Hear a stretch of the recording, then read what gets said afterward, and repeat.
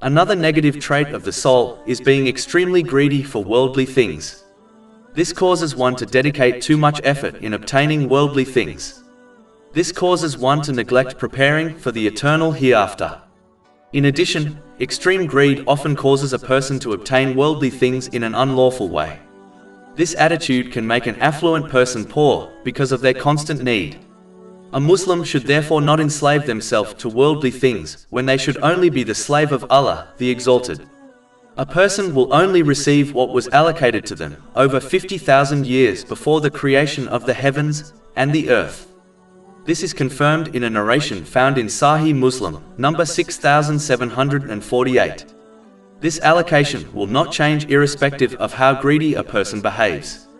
A Muslim should therefore strive to fulfill their necessities and responsibilities in this world according to the teachings of Islam without waste, extravagance and excessiveness, and dedicate the rest of their efforts in preparing for the hereafter.